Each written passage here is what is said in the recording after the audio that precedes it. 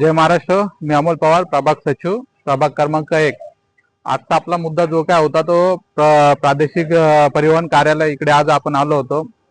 प्रादेशिक परिवहन कार्यालयाचे जे काही अधिकारी अतुल साहेब त्यांच्याशी आता आम्ही इतर विषयावरती सविस्तर चर्चा केली.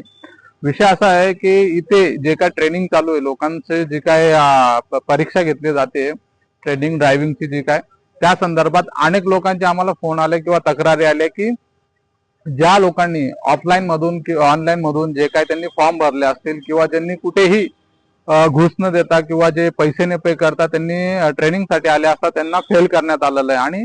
आणि अधिकृत न करता अनधिकृत त्या लोकांना 1500 रुपये असे त्या जे का ऑफिसर त्यांच्याकडनं मागितले जात आहेत. अशा पद्धतीचा हा भोगळा कारभार इकडे चालतो. त्या संदर्भात आम्ही दिवे साहेबांशी भेटायला आलो. अतुल दिवे साहेबांशी ते आता सध्या मीटिंग मध्ये, लवकरच आम्ही त्यांच्याशी भेटून त्या संपूर्ण विषयावरती चर्चा करणार आहोत. आम्ही बाहेरच्या साईडला देखील सर्वे केला, तिथे देखील बघितलं तर भर उन्हामध्ये लोक आजही ट्रेनिंगसाठी उभे आहेत, त्यांच्या ट्रायलसाठी उभे आहेत. तिथे कुठल्याही पद्धतीचं शेड घातलं गेलं नाही किंवा लोक भर उन्हामध्ये, आज आपण बघता की वसई विरारचं टेम्परेचर किती लेवलला चालू आहे, पण तिथे कुठल्याही पद्धतीची लोकांची सोय केली जात नाहीये. भर उन्हामध्ये लोक झाडाखाली उभे आहेत, टेम्पो लावून उन्हात आणत तिकडे सगळे आपली परीक्षासाठी उभे आहेत.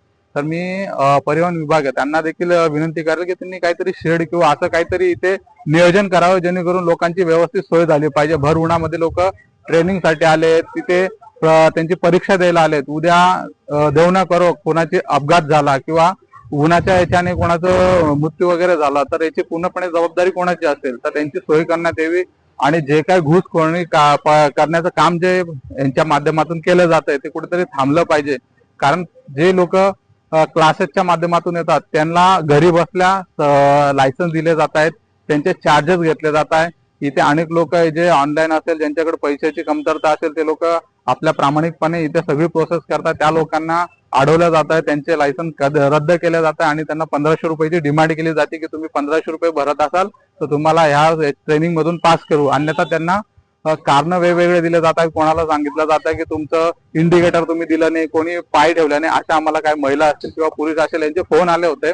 त्या विषयावरती आम्ही आज तात्काळ इकडे धावत आलो, पण संबंधित लोक हे जेवायला गेले किंवा लंच टाइम झाला असेल, त्यामुळे ते आम्हाला जागेवरती मिळाले नाही. त्या संपूर्ण विषयावरती अतुल दिवे साहेबांशी आम्ही लवकरच चर्चा करणार आहोत. आपण पाठ दुसऱ्यामध्ये दुसरा सविस्तर विषयावरती आम्ही बोलू.